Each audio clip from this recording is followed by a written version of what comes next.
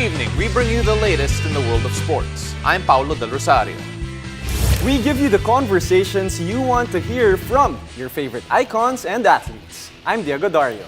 And in tonight's Game Plan, Dennise Lazaro Revilla will help us list down her top picks for lethal Liberos in UAAP Season 84. Plus, we'll get her reaction to this year's Final Four. We'll also get updates about the Choco Mucho Flying Titans and the imminent return of the Premier Volleyball League. And we'll go inside the game of Lebron, Nieto, and Bahay as they share their challenges getting into shape for Gilas Youth. Buckle up, sports fans. Let's get in the game.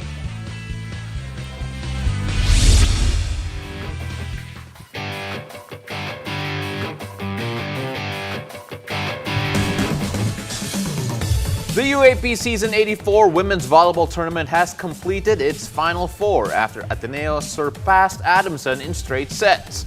As we enter into the excitement of the Step Ladder Series, the game's volleyball analyst Lazaro Revilla joins us to share her top picks for lethal Liberos this season, as well talking about what just happened. Welcome to the game. Hi, Den. Hey guys, good evening. Good evening, Den. So, Thanks for having me. before we go on and talk about your top liberos, we have to talk about what just happened. Siyempre, panalo Ateneo. I'm sure you're very happy in particular. What do you make of that game? What did you see? And are Ateneo on the up and up? Oh, definitely I was surprised that it only went to 3 sets. We were expecting a very long match between these two schools, coming off from their second round encounter.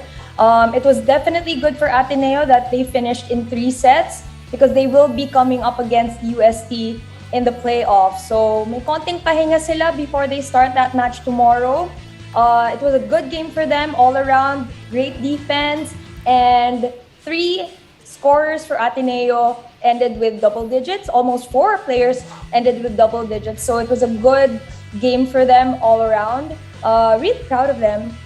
Yeah, for sure. And me and myself. Bias.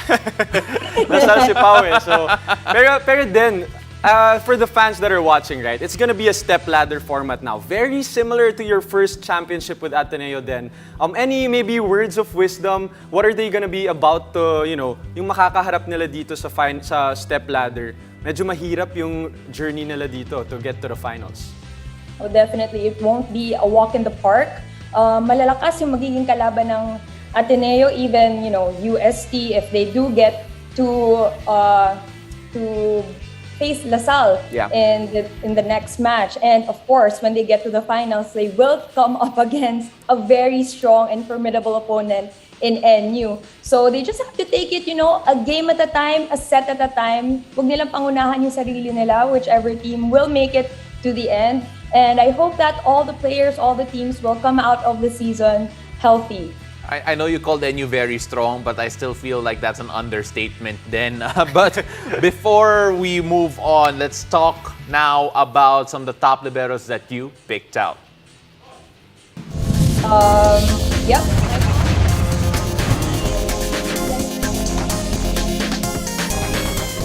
Definitely Hazareno. Hi, sorry then. Lazaro. We had to roll a graphic that had your name on it right before we started. But there it is. So the top pick for Dennise's Lethal Liberos in UAAP Season 84. Sorry, alam ko excited ka din.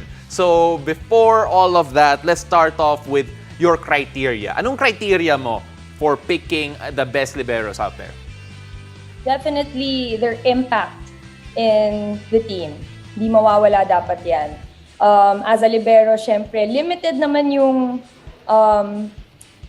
score. Di limited. Wala ka talaga sa scoring Wala talaga. board when it comes to the game. So, kakaiba din yung libero na may malaking impact sa game for the team. Second, definitely is consistency. Di mawawala yung consistency sa good libero, and definitely it has to show in the stats that you're doing well. Of course, the numbers don't lie, no? Coming from you, former best libero then. But let's go on to your list. You started off with Jen Nierva. I mean, they're undefeated, and probably she's one of the main reasons also why. Because she's like anchoring their defense. What can you say about her then? Oh, she's definitely a good leader for their team. Despite, having superstar teammates that know what they're doing, iba pa rin yung pagiging vocal niya. Yeah. And she knows when to speak up, and she knows when to, rearrange their defense, keeping the team together, keeping the defense alive. Yun yung gusto ko kay Jen, and of course yung consistency and maturity niya in the games. Arguably the most consistent libero out there, especially given the record of NU this season in particular. Now let's move on. Lazaro. I'm not even going to go into a deep dive of what she's been doing so far. I'll let you do it. What I love about Lazaro and also Nierva is that sila lang yung liberos na hindi nagpapalitan in the middle of the games. Like they have, the receiving libero and then the defensive libero. So yun yung gusto ko sa dalawang to, Nierva and Lazaro. And Lazaro has been solid for LaSalle, one of the best diggers and receivers in the league so far. So I really like her spunk, and at the same time, yung calmness niya during tight matches. Well, you mentioned it a while ago, si Lazaro, one of the best diggers. In fact, according to the numbers, she is the best digger this season in the UAAP. And of course, she talked about NU's Nierva, LaSalle's Lazaro, but you also want to talk about Doromal from Ateneo. Bias nga eh. Oo nga eh. Oh. Of course, but the numbers don't lie also. Den also said that. Absolutely. Yeah. Numbers don't lie, that's correct. I mean, you have to consider that Doromal did not play most of the first round this season. So just imagine if she did, she would probably be one of the top 2 receiving liberos in the league. And malaking bagay rin na nakatulong yung consistency niya in receiving for Maraginot to set up good plays for Ateneo. Yeah. Given na nga na run na siya ng plays for the middle hitters, and also number 3 na ang Ateneo in receptions, ending the elimination round. And then as a libero, how hard is that? Not really playing in the first round that much, and then in the second round, naging main piece na siya for this Ateneo defense. Oh, it's definitely hard. I mean, I think she was in quarantine for some time. Yeah. That's why she wasn't able to play in the first round. So that is a huge factor. I mean, di natin alam yung magiging condition niya coming into the games. And that's pretty intense. Every other day sila naglalaro. So really kudos to her for stepping up for Ateneo. And it's not easy coming off the bench and then alam mo, nagpapalitan kasi sila ni Danny for playing time. So that's really hard also kasi malamig ka and then you're gonna go back inside the court. So on and off, on and off. So really kudos to her and Danny for doing a great job for Ateneo. All right, so you mentioned Nierva, Lazaro, and Doromal. And according to our script, you have an extra pick. It's not on my script in particular. So, magulat na lang ako. And this is very true. So, then, who is your bonus pick for this list? My up-and-coming libero would have to be Bernadette Pepito of UST. Okay. One of the really good liberos coming off the UST program from high school. Decorated libero, and I like her hustle in the games. Yun rin, she is the defensive libero for UST, so she has been doing a really great job at that. And I want to see more of her in the next coming season. She is actually very, very young, a rookie, if I'm not mistaken, for UST. So we would love to see more of this girl in the near future. All right, then before we leave this topic in particular, I can't let you go without asking this one. This question is actually courtesy of our friend si Sinjin. Sabi niya, is there any libero right now in the UAAP that you see yourself in? Ooh. Hindi siya prepared dun pa. Before I saw Roma play, parang I saw myself in Nierva, but Nierva is so solid right now. I mean, she's playing at a different level right now. But yeah, I would see myself in Roma more, the way she plays. That's interesting. And I'm not as vocal as Jen Nierva. She's doing a spectacular job, as a leader for NU. So Yeah, more on Roma ako. And I'm sure they're gonna love that coming from you. Yeah, they're gonna love that. All right, then please don't leave. Even though we threw a random question at you, because we have more coming up after this, Jegs. And after this, we'll get updates about the Choco Mucho Flying Titans and the much anticipated return of the Premier Volleyball League. Stay tuned. You're watching The Game.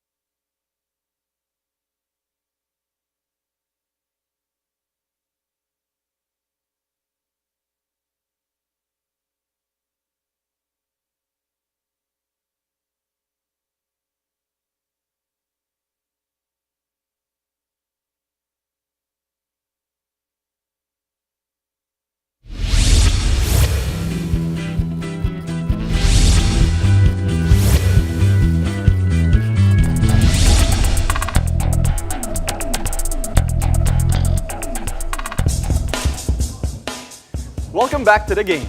In just a few weeks, the heart of volleyball is set to beat again as our favorite queens of the Taraflex make their comeback in the upcoming second conference of the Premier Volleyball League.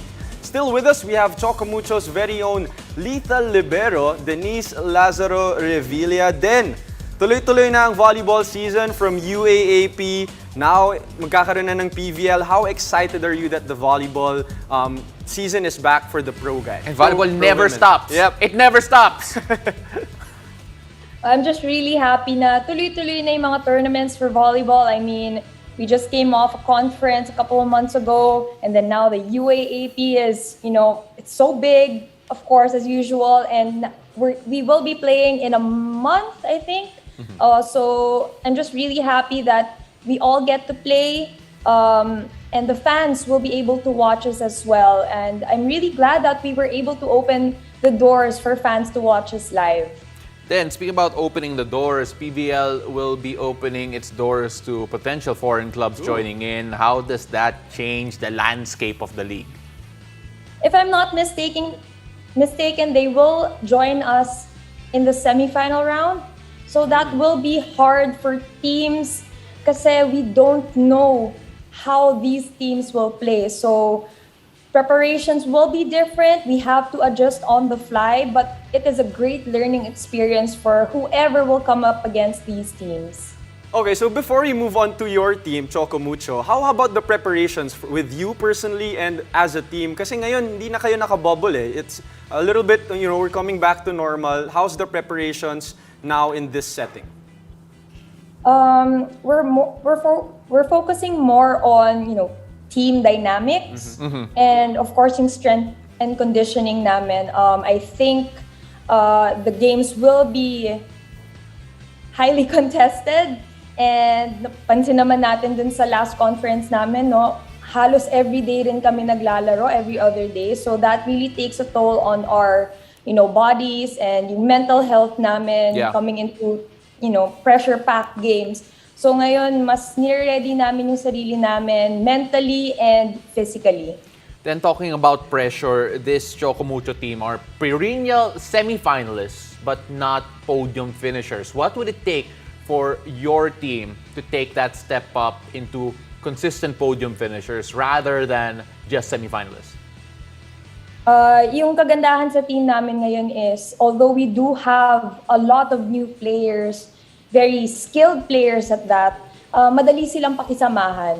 So we are, gelling better right now. We have more time as a team to prepare on the court and off the court. So that really helps yung cause namin for that, elusive medal for Choco Mucho. But you mentioned new pieces then. Does that mean fans should expect a bit of an adjustment period at least sa simula ng liga? We'll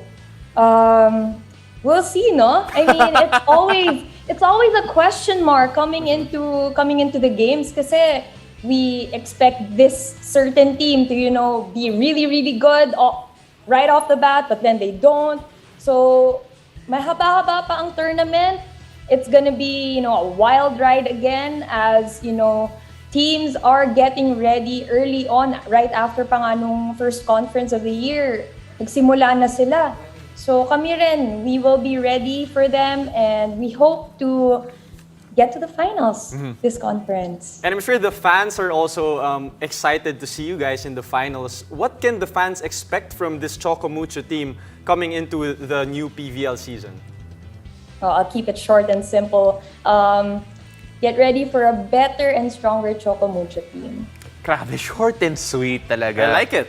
Then, we really appreciate you coming over. And right before we go, though, do you have any message to the fans out there, especially the Choco Mucho fans who are just so excited to see you hit the Taraflex once again? Please support the upcoming PVL conference. Support all the teams, but especially the Choco Mucho Flying Titans. See you all next PBL conference. Yung bias talaga ni Den cannot be hidden. It is always going to be there. This is the competitive spirit of Den. Pero maraming salamat, Den. We really appreciate you having you over. Thank you so much for having me, guys. Thanks, Den. And after the break, we'll go inside the game with Gilas Youth players Lebron, Nieto, and Bahay as they share their challenges of getting in shape for the Under-16 FIBA Asian Championships. Stay tuned. You're watching The Game.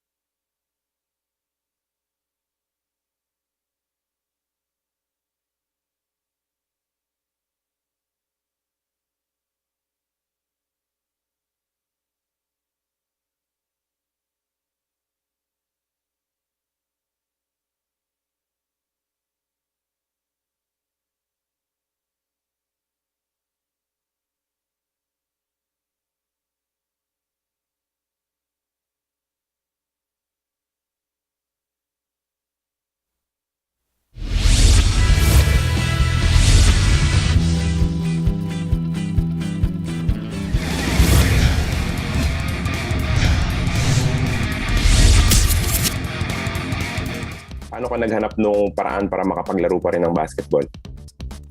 Luckily sa amin, meron kaming court nung nakakapaglaruan. So, I was training skills, basketball, and then weights as well after. So, I was actually, mas naging in shape pa ako sa pandemic rather nung pre-pandemic, since I was able to train twice a day instead na I was going to classes and then train once. So, mas naging in shape pa ako than before. Marami yung athletes no na like you got into better shape, but in terms of playing the game, parang sino yung nakakalimahan mo? Are you able to join a team? Parang paano yung naging process mo throughout the 2 years? Ako, wala akong laro for 2 years. Sobrang nakakalungkot kasi parang sanay na sanay ka na parang every weekend may laro before pandemic. Tapos for 2 years, wala akong sinalihan na club teams, wala akong sa varsity, wala ka talagang games. Until nagpatawag na yung tryouts for Gilas, and then doon start being medyo nanibago sa 5-on-5 ulit. And then until now, mas nagiging okay na. Alright, Lebron, of course, you all know you come from a basketball family. Your brother also represented in the youth team. So ano yung mga payo sa'yo ni na Kuya Matt, Kuya Mike as you start your national team career with the Philippines? Yung advice nila sa akin is to always give my best sa lahat ng ginagawa ko, and to always enjoy and parang enjoy the opportunity, kasi this opportunity is once in a lifetime na sa buhay natin. So yun. Your brothers were able to qualify for the World Cup. Nag-share nga sila recently nung picture nila with Jason Tatum. They shared that, of course, who was playing in the NBA Finals. How hungry are you for that opportunity again, di ba, na mapantayan mo yung na-accomplish ng mga brothers mo and also help this team qualify for the World Cup? Ako sobrang gusto ko talaga, since nung bata pa lang ako, pinapanood ko sila sa TV na nasa FIBA Asia sila, sa FIBA Worlds, na gusto ko talagang makapasok and matry din yung mga nagawa nila, kasi they really inspired me to always do my best. Kaya in this coming FIBA Asia Cup, I will really try my hardest to help the team and help the team win. Pero yung mga kuya mo, sila Mike, sila Matt, sinasabi nila ikaw yung pinakamagaling sa inyong magkakapatid at this age. So gaano kalaking pressure yon or gaano kalaking confidence boost yun para sa'yo? Sa akin wala namang pressure, and parang lang naman para sa akin wala naman kung sino mas magaling sa amin tatlo. Pero wala na kasi kaming rivalry sa magkakapatid. Lagi na kami nagtutulungan kung may kailangan sa isa't isa. So wala namang pressure in terms of sa sinasabi nila. Jared, can you just tell us your background, how you were involved with this team, how you were recruited to be a part of this squad? Just a quick story. So back there sa Cebu, di ko talaga alam na may ma-happen na FIBA Asia U16. So hindi ko talaga alam na may tryout. So ganun, nalaman ko na lang sa sa isang teammate ko na close ko na teammate na I was invited pala here. So I flew from Cebu at yun, nag-tryout ako dito.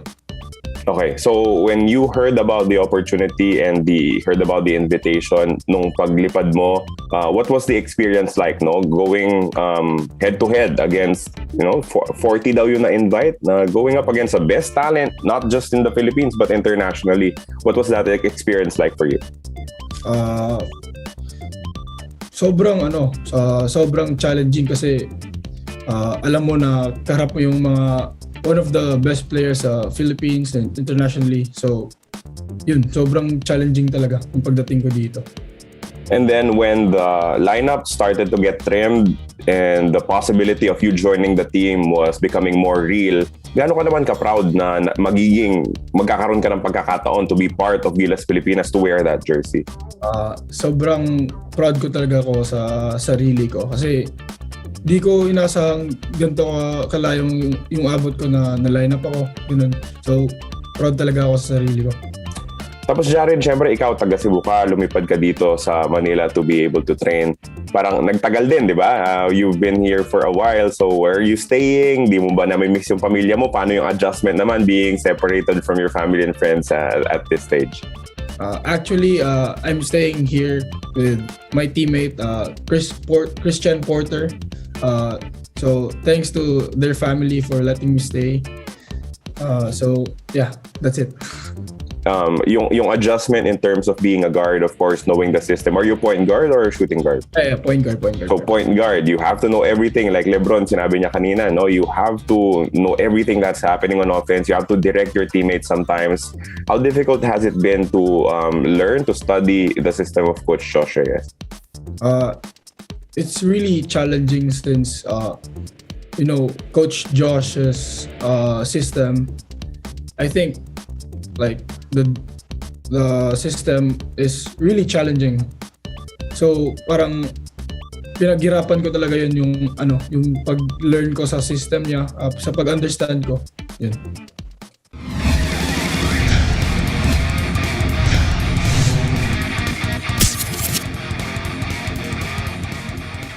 Best of luck to our Gilas Youth team who will be competing at 1:30 a.m. against Kuwait. And that's it for tonight. Thank you for joining us. I'm Diego Dario. Yeah, he will be commentating on that game in particular. I'm Paulo Del Rosario, and this has been The Game.